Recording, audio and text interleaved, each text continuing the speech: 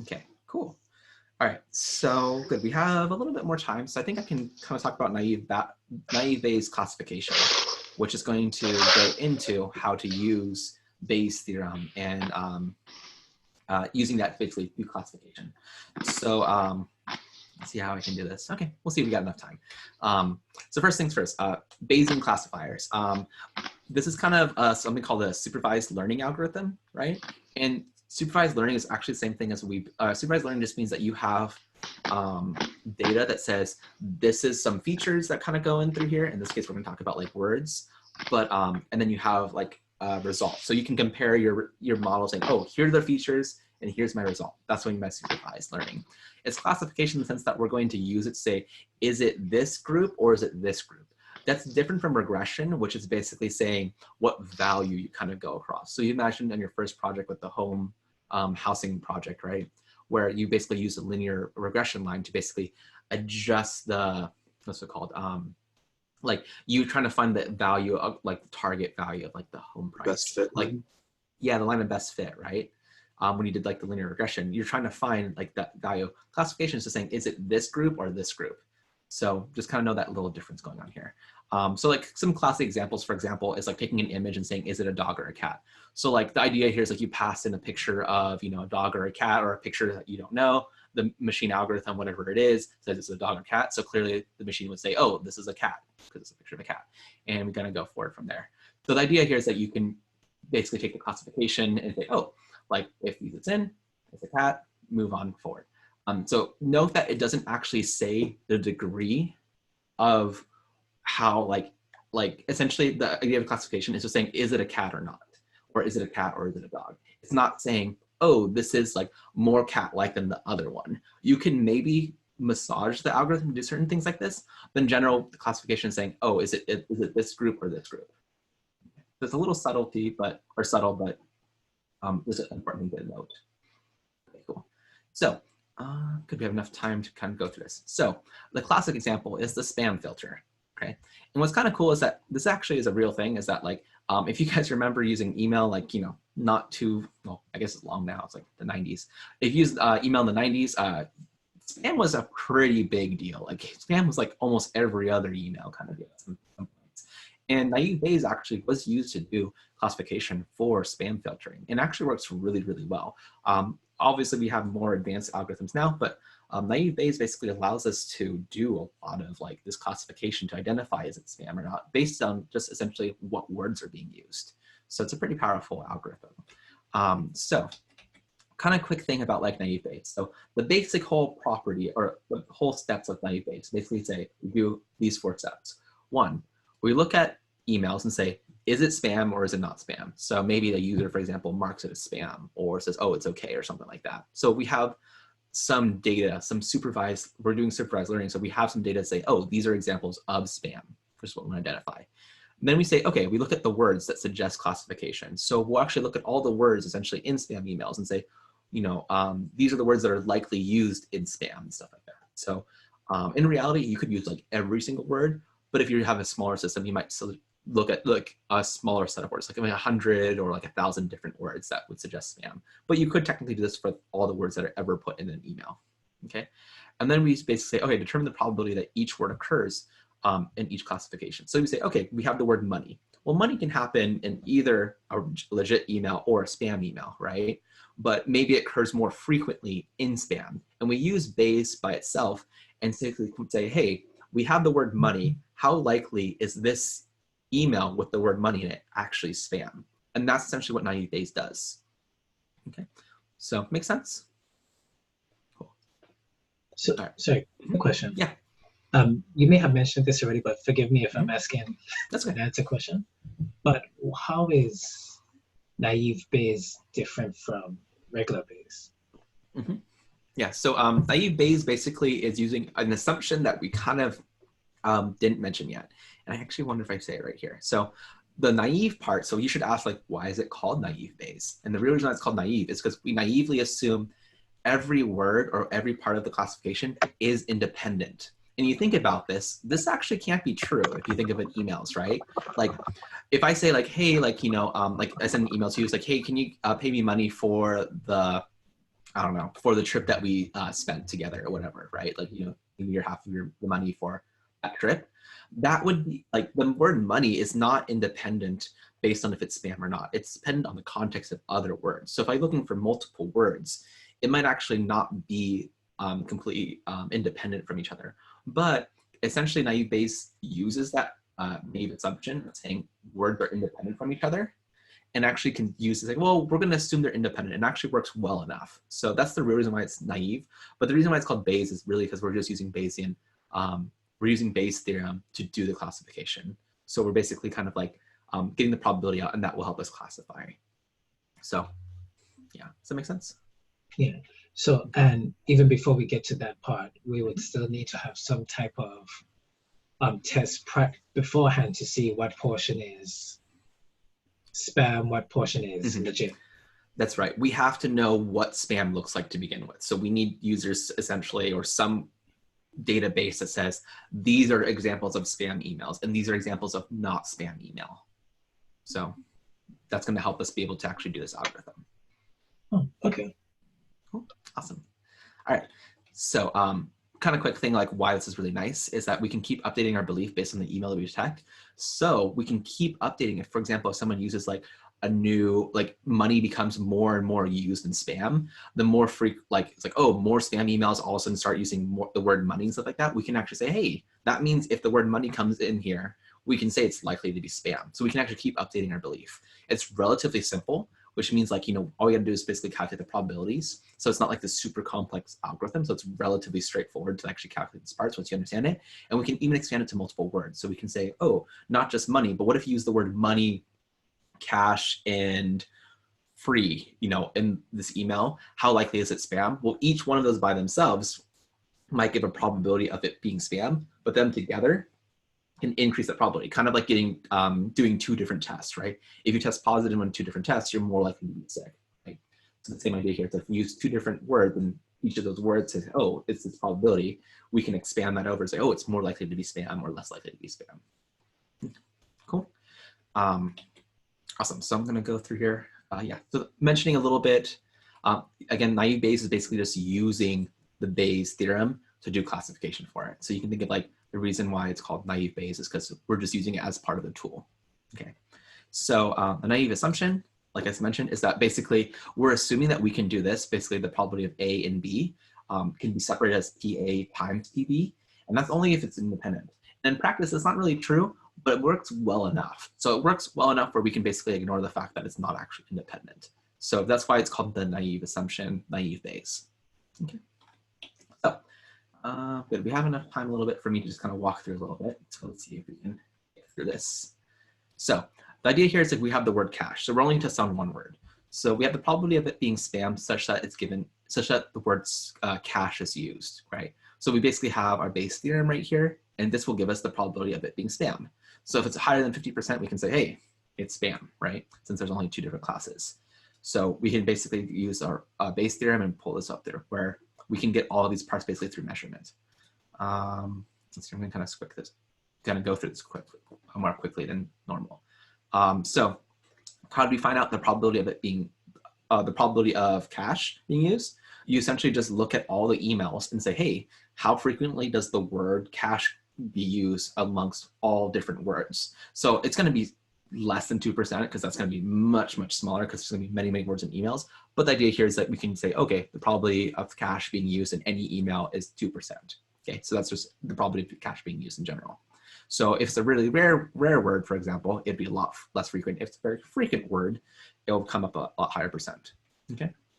And then we say, what's the probability of it being spam? Sorry, I'm just gonna, there we go. Oops. Okay, the probability of it being spam, well, basically we just have to say your prior knowledge. Basically we say, we do some collection, we find out that 10% of all emails, it's a sad world, but 10% of our emails are spam, okay?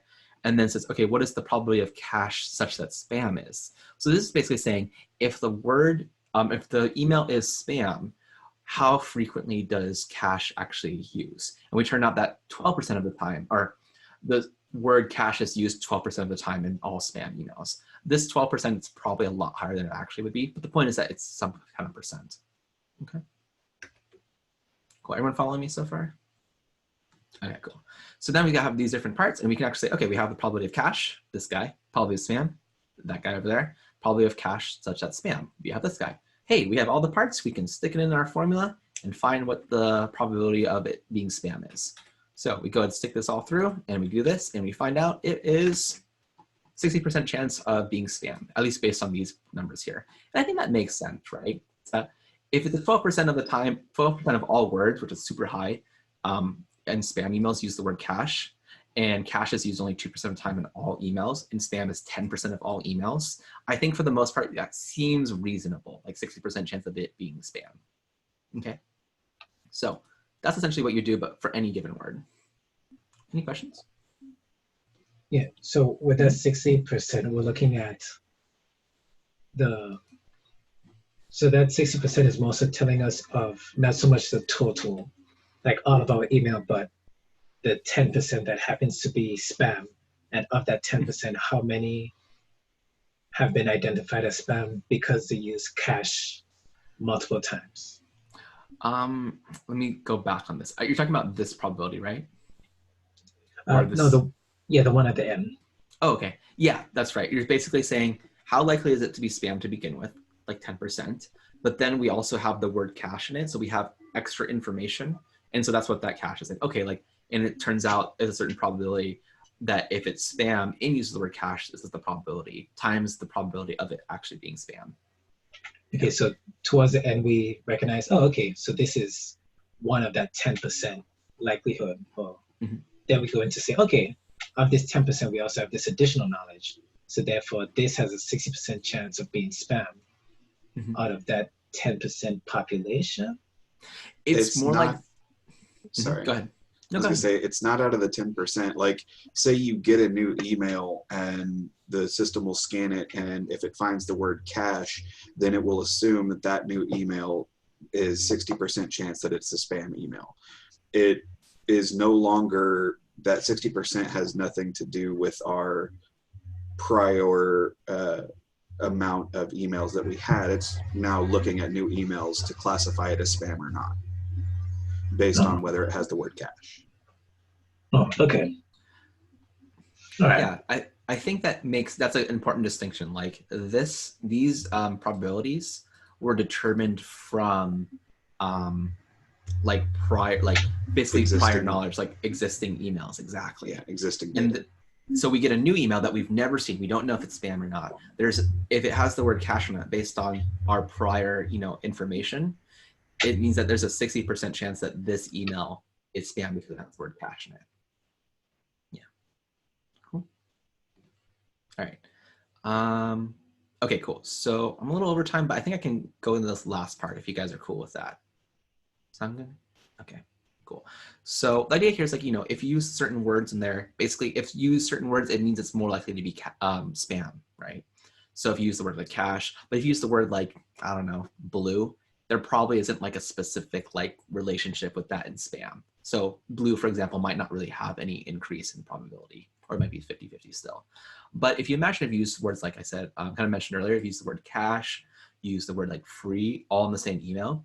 If you use free and cache at the same time, like in the same email, it's probably more likely to be spam, right? Because we have those different parts. So imagine we're just gonna make something up hypothetically. If I had the word like free, and that like there's a 55% chance that that's going to be spam, and I use the word cache in that email, and there's by itself a 60% chance of it being spam, them combined together, just like testing positive twice on a test, right? For sickness, it's even more likely now, beyond this 50 and 60%, it's going to be something closer to like, let's say like 70, 80, maybe even 90%, depending what the probabilities are, okay? So the way you kind of do this then is essentially use multiple words, and essentially, let's see if I get this formula right here. Come on, here we go. Sorry, it's because I have it folded. There you go. So the idea here is come from the fact that what's the probability of it being spam such that we use the word by in cache in this example. And the way we can split this up is like, we know it's proportional based on Bayes' theorem. Basically, we can say the independence part, and this is where naive is super, super like useful, is saying, hey, we can split up this by and cache, which is actually really complicated to calculate together. Like how many times does by and cache happen together? But we say, oh, we just say how many times does it happen By happens in spam by itself, and cache by itself. And we can use those separate probabilities and combine them together to create this guy right here, which is our full probability, our Bayes theorem. So like, this is what we actually want to find. This is our posterior. And this guy right here is our prior. So this P spam, this by itself. And this whole numerator and denominator together, minus the P spam, that is our likelihood. And basically we can just simply treat by and cache completely separate and just multiply them together. And that comes from the fact that we assume that they're independent. And again, it's not the best assumption, but it works well enough. And so with that, we can actually update, like I said, combine together, say, oh, it's a 90% chance of being spam versus just a 60% chance of being spam. And that actually works really well. Another thing you can do just to kind of note is that if you wanted to have multiple cases, so let's say we have like, in this email scenario, let's say you have spam, ham, which is like a good email, and then maybe save something like, I don't know, like notification, some other third class, right? Or multiple classes of emails. You can basically test the same thing and just say, what's the most likely probability? Say, okay, what's the likelihood of it being spam? What's the likelihood of being class 2? What's probability of being class 3? And you pick the most probable one. Since we only have 2 of them, we just look at saying, if it's less than 50%, then we're like, oh, it's probably not spam. If it's more than 50%, it probably is spam. Make sense? Cool. Yeah, so that is all of Naivebayes. Any questions, Hakeem? Yeah, so in that last one where we normalize by dividing, is that P spam by cache times the second part? Say that one more time. Yeah, so just wanted to, yeah, so say right here. Okay. So we're multiplying that by this part. Oh no, this is what it's equal to. This guy on top is what we're trying to find. Oh, okay. Yeah, so it's my equation kind of got squished over, but you can say this is what we're trying to find, the probability of it being spam, such that we have the words by and cache, and then it's equal to this guy right here. Does that make sense? Okay. Cool. And also, so say for example, as I'm just looking at this, so what some of the algorithms do with regards to spam identification is not only will they look for certain words in the body of the email, but also look at like headers and even email addresses. And that's how they kind of amalgamate all those different factors to estimate the probability of something being spam. Is that right? Yeah, that's exactly right. And so this one's just looking at like in the body of the email, but you could have something like, oh, if the word occurs in the header, this is the probability of it being spam based on the header. And then just put in that probability in there. So essentially you're kind of like, it's kind of like if you have a bunch of things, if you look around your room and like you come home and like you look around your house and you're like, oh, like the trash can got knocked over. You're like, that's kind of strange. But then you see the trash can's knocked over, the window's broken, all your money's gone. You're like, I think someone broke into my house, right? Because basically all of those different things add up together. And essentially that's what Bayes' theorem is kind of putting together. And this is why like Thomas Bayes thought it was like super obvious. They're like, no one needs these equations. Like this is super obvious, right? Like if you just have a bunch of things together, it makes it like really clear. But this is a way to kind of formalize this kind of process going through. And we can use that for classification. Thanks. All right, everyone. Well, I guess if there's any other questions, you guys can always like, message on Slack and everything. Tomorrow, sorry, go ahead, Hakeem. Yeah, so do we need to know much, or does Naivebayes take into consideration MLE? Yes, so that's actually kind of like put in here is, let's see here. I personally try to skip over MLE a little bit because I think it's a little confusing, but the biggest part you really know for maximum likelihood estimation, I see some thumbs up, yeah. If you guys would like to, I could go over it like maybe next time or something, but MLE, maximum likelihood estimation, there's a problem here. Basically, all the thing you have to come down to, besides the, like if you want to go through the formula, which is super confusing, like I think in my opinion, it's kind of a little unclear, is that all you need to know is saying, what is the most like common probability? Like whatever the highest probability is, which is this one down here, if you find this probability of a certain class to be the highest, that's the probability you choose. That's essentially all maximum likelihood estimation takes into account. The formulation, like the derivation of maximum likelihood, you can see that long process. We can maybe walk through that maybe tomorrow if you guys would like. But the end result basically says just find the maximum likelihood. Basically, what's the most maximum probability? That's your guy. That's essentially what's going on. Make sense? Okay. Okay. But I'll be so honest. Uh-huh. Yeah, if that's all I need to know about it, I'm good. But if anyone else wants to go for it, we could do that. Yeah, I have mixed feelings about it because I think the derivation can be a little confusing going through. But the end result basically comes down to the fact that you just need to find the most common thing.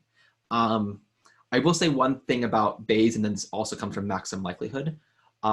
One issue with spam detection and any probability like this, and then we'll kind of end it from here, is if the word was never used, you don't know what the probability is. So if they're basically, and this is why, like, for example, if you notice like spam emails, why do they use, like a 0 for an O, or like, they spell the word wrong? It's because if they're looking at specifically that word, that sequence of characters as the word, if they spell it slightly different, the spam detection won't be able to find it because it's never been used before.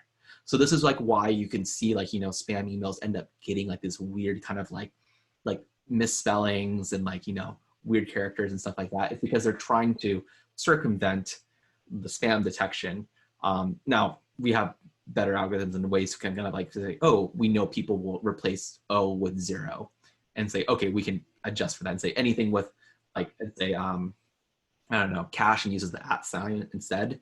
Like it's like, oh, we know someone's going to do that, so we can add that into our thing before a spammer actually uses it. But it is a weakness in the sense of Bayes' theorem and maximum likelihood. It's saying if you've never seen it before, you don't know.